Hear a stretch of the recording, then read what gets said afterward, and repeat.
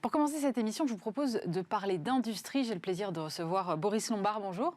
Bonjour Aurélie Planex. Vous êtes le président France de KSB. Alors KSB, c'est une entreprise allemande, 2,5 milliards d'euros de chiffre d'affaires, quelque chose comme ça, à peu près 16 000 salariés.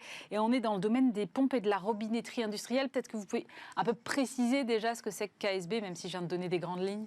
C'est une entreprise familiale allemande qui est née en 1871. On vient de fêter les 150 ans du groupe, il n'y a pas si longtemps que ça. D'accord. Et c'est une entreprise présente mondialement, effectivement, dans les pompes et la robinetterie. Et les services associés avec une présence très forte en France. On est en France depuis 1951. Nous disposons de 4 usines sur le territoire français et de 17 ateliers de service. Donc, on est quelque part aussi une entreprise française puisque nous exportons 80% de ce que nous fabriquons en France à l'étranger. 80%. Ouais. Ah ouais. Mais c'est quoi? C'est des vannes industrielles? On est sur quel type de... Alors, on adresse divers types de marchés, le bâtiment, l'industrie, le cycle de l'eau, le domaine de l'énergie également. Et c'est vrai qu'on est sur des vannes assez techniques. Pour vous donner un exemple très clair, dans notre usine de La Roche-Chalais en Dordogne, on fabrique des vannes qui sont installées sur des méthaniers, par exemple, pour le transport du gaz naturel liquéfié à des températures cryogéniques, à moins 163 degrés. Oui, parce que quand on pense robinetterie, on pense eau, mais pas nécessairement en fait.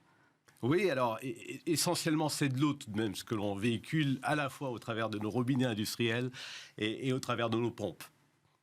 En tout cas, moi je vous ai fait venir pour qu'on parle de l'industrie parce que effectivement, l'industrie est de nouveau un petit peu au cœur des préoccupations ou en tout cas des attentions médiatiques. Depuis le Covid, en tout cas, on parle beaucoup de réindustrialisation, de relocalisation, et maintenant d'industrie verte. Est-ce qu'il était temps qu'on remette un petit peu l'industrie au centre du jeu ? Je crois qu'on a gagné quelque part la bataille des esprits dans l'industrie. On en parle depuis maintenant 2018. C'était la première édition d'un événement auquel nous avons participé d'ailleurs de manière très active chez KSB, qui était l'usine extraordinaire. Bien sûr. Et qui nous a beaucoup mobilisés et qui, au travers des dernières éditions, notamment celle de Viva Fabrica à Lyon au mois de février, nous a également fortement mobilisés. Donc l'industrie, quelque part, est redevenue au centre du débat en France. Et je crois que c'est positif. On s'est aperçu à quel point la désindustrialisation avait été délétère pour le pays et à quel point il était important de regagner des parts de PIB dans l'industrie. On a une industrie qui est à peu près à la moitié de ce qu'elle représente à d'Allemagne et il faut véritablement qu'on gagne cette bataille avec des opportunités aujourd'hui que nous donne à la fois la relocalisation des chaînes de valeur et puis également la décarbonation. Vous évoquiez l'Allemagne. Quelle est la vision allemande de l'industrie par rapport à la France ? En Allemagne, l'industrie est quelque part le bien commun. C'est quelque chose pour lequel les syndicats, le patronat, les politiques se sont tout le temps battus et ça continue encore aujourd'hui. L'Allemagne n'a jamais abandonné son industrie parce que je crois qu'elle y croit fortement d'une part. Elle voit cela comme un secteur porteur, un secteur d'avenir dans lequel les jeunes, notamment au travers de l'apprentissage qui est très développé en Allemagne, ont à cœur de se développer.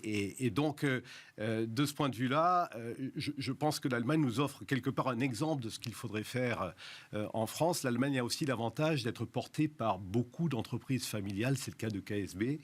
Et cet attachement viscéral au territoire, à l'industrie, a peut-être été finalement le garde-fou qui a empêché que l'industrie allemande, à l'instar de l'industrie française, délocalise massivement dans les 40 dernières années. Aujourd'hui, il faut arriver à remobiliser les jeunes vers ces filières-là. Il y a eu beaucoup d'efforts faits. Vous citiez l'apprentissage en Allemagne qui a un niveau bien plus élevé qu'en France, mais néanmoins, on a franchi un gros gap, je crois, en termes de contrats avec des niveaux records.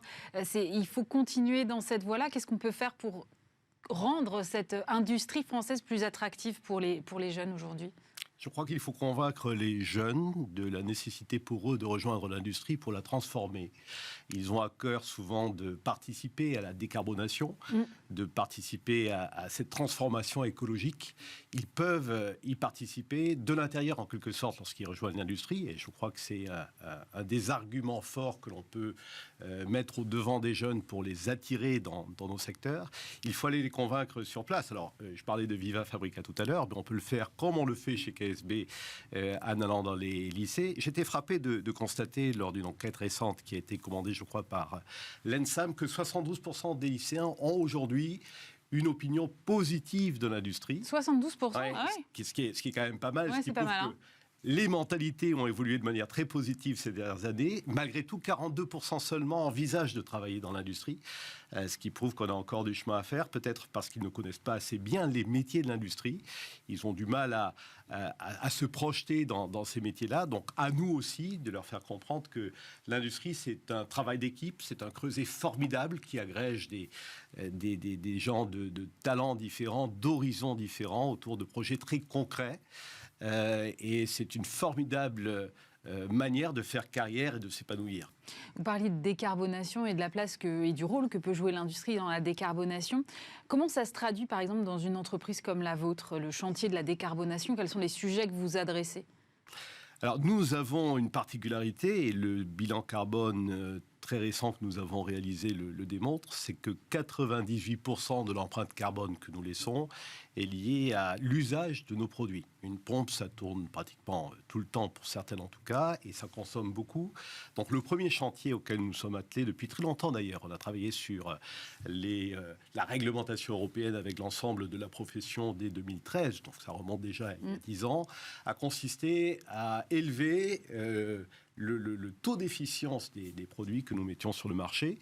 Et ce faisant, nous avons réalisé collectivement à peu près 30 TWh d'économie en Europe. 30 TWh, c'est à peu près la consommation d'un pays comme l'Irlande. Donc nous avons, c'est énorme, hein. Ouais. Donc nous avons énormément contribué justement à l'efficience des produits, à la diminution de la consommation énergétique. Et c'est vraiment le premier levier auquel on peut avoir recours dans notre secteur pour décarboner. Et puis il y a aussi ce qu'on appelle de manière un peu technique les scopes 1 et 2, c'est-à-dire la consommation énergétique à l'intérieur de l'entreprise, l'empreinte carbone liée à nos propres opérations. Chez KSB, depuis 2018, nous achetons de l'énergie verte. Nous avons pris cette décision de l'énergie renouvelable. Donc nous avons un scope 2 qui est égal à 0. Et puis, on met en place un certain nombre de mesures de sobriété. Vous vous rappelez que le gouvernement avait demandé 10% d'économie au mois de septembre de l'année dernière, à l'approche d'un hiver que l'on craignait rigoureux et difficile. On a réalisé 20%. C'est-à-dire qu'avec quelques mesures de bon sens, tout simplement abaisser la consigne de température dans les locaux, 19 degrés dans les bureaux, 18 degrés dans les usines, en fermant aussi le chauffage dans quelques locaux qui étaient peu utilisés. On est arrivé à un niveau de sobriété, à des économies qui sont 2 fois supérieures à la demande du gouvernement, ce qui laisse augurer, si maintenant on double cela avec des investissements que nous prévoyons de faire d'ailleurs, d'isolation, de panneaux solaires, de gestion automatisée des bâtiments, des potentiels d'économie encore plus importants. On parlait tout à l'heure d'industrie verte et du fameux plan qui est en cours, avec la loi qui est en cours de préparation sur ce sujet. Comment est-ce que vous regardez ça? Est-ce que vous dites, ça y est, on va avoir une conscience collective qu'il faut prendre ces enjeux-là en considération et on va avoir un coup de main pour les réaliser? Ou vous dites, non, finalement, j'ai déjà mis en place beaucoup de choses et ce plan-là ne va rien changer pour moi? On a besoin d'un plan et on a besoin collectivement de travailler justement la décarbonation. Les objectifs européens sont assez ambitieux en la matière. On parle de moins 55% d'émissions de CO2 par rapport au niveau de 90. Et quand on regarde ce qui a été fait jusqu'à présent, on s'aperçoit qu'on a atteint à peu près la moitié de l'objectif en 30 ans. Et qu'il nous reste moins de 10 ans pour faire la suite. Donc, il y a encore beaucoup de pain sur la planche et le cadre réglementaire est un levier évidemment très puissant et nécessaire pour ce faire. Néanmoins, la difficulté, et c'est là qu'il faut que ce genre de processus soit réalisé de manière coordonnée et concertée avec les entreprises, c'est faire en sorte que ce cadre réglementaire puisse être géré d'une manière économiquement soutenable par les entreprises. Donc j'appelle moi personnellement au niveau européen, parce que je pense que c'est là que se jouent les enjeux essentiels de la décarbonation, à un cadre réglementaire clair, stable, défini, qui pour l'instant reste très flou, toutefois concerté avec les entreprises, à l'instar de ce que nous avons fait dans le domaine des pompes, et que je mentionnais tout à l'heure, dès 2013, puisque les réglementations qui ont conduit à ces économies sont des réglementations qui, à l'époque, avaient été définies par la profession et par l'Union européenne. Et je crois que c'est typiquement le type de, d'approche vertueuse qu'il faudrait mettre en place pour atteindre ces objectifs. Une réglementation harmonisée, mais est-ce que vous attendez aussi des aides ou des dispositifs fiscaux, comme un peu ce qui se fait aux États-Unis? On parle beaucoup de l'IRA, et je crois que c'est le président de France Industrie, Alexandre Sobo, qui disait il faut que la France et l'Europe assument une réponse claire, parce que dans les grandes zones économiques du monde aujourd'hui, rivalisent les subventions pour accélérer cette transition. Vous, est-ce que c'est quelque chose que vous réclamez également?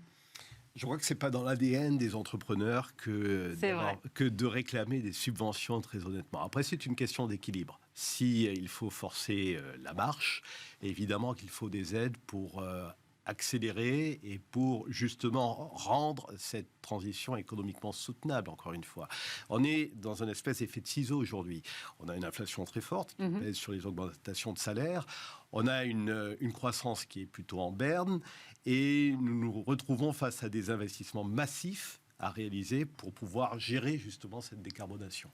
Donc pour que cette équation soit gérable, il faudra très certainement que les pouvoirs publics également, en fonction de la vitesse à laquelle on veut parvenir à cette transformation, injectent effectivement un certain nombre d'aides sous la forme par exemple de défiscalisation, d'autant plus que maintenant effectivement aux États-Unis, l'IRA change un peu la donne et est une formidable pompe à aspirer des investissements et un véritable danger pour l'Europe. Donc on est dans l'obligation d'avoir une réponse européenne à ce dispositif.